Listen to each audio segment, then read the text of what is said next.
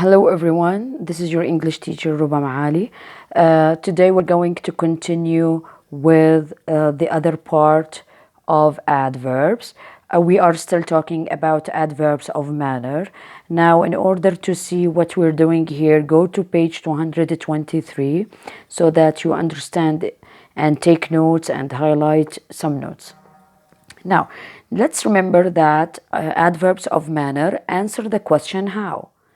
So, and also, we talked about some spelling rules related to the adverbs and how sometimes we write them with some spelling rules.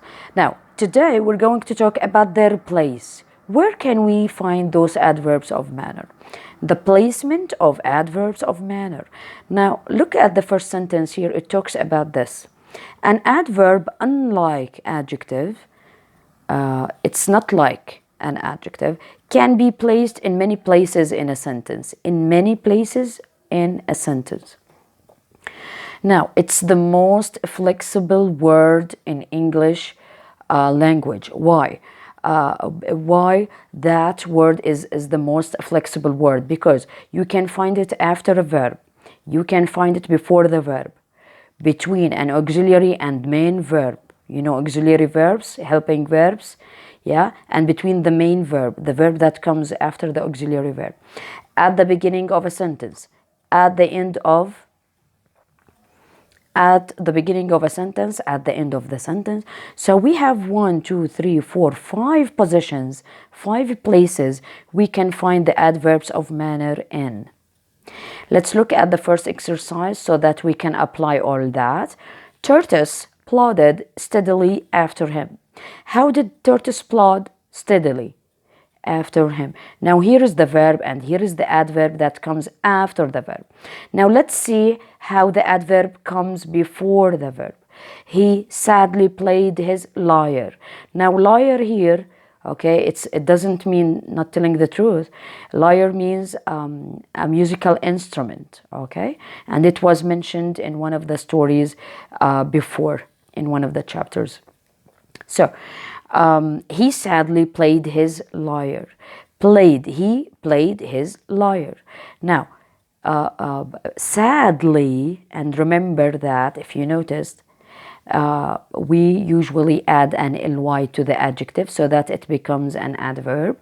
Ly, ly, ly, ly, ly, as you can see. Okay, so this is the verb, and here is the adverb that comes before the verb. How did he play his lyre? Sadly. Okay, now between the auxiliary verb and the main verb, between the helping verb and the main verb, look at the sentence. Her agreed, thinking that he could easily win. Okay, could win, thinking that he could win. How he could win? Easily. Now, could is an auxiliary verb, a helping verb.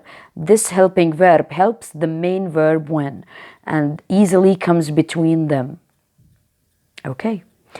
At the beginning of a sentence, sadly, comma, means you have to stop here. It's like a comment. We are commenting on the whole sentence. So, sadly, he understood Orpheus' grief. Grief means sadness, and this is a character from a story. Okay, suddenly, did I say sadly? Sorry, suddenly. Suddenly, he understood Orpheus' grief. How did he understand Orpheus' grief? Suddenly. So this is the adverb, and usually adverbs come at the beginning with the comma after them. This is especially for the adverbs usually in English.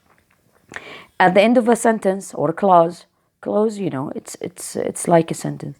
He played on his lyre passionately. Passionately means with love. So he played on his lyre passionately. How did he play on his lyre? Passionately. You see? So here we have the adverb at the end of the sentence. Now we will move into the examples and see how can we apply all that in the examples below in the second part of the video.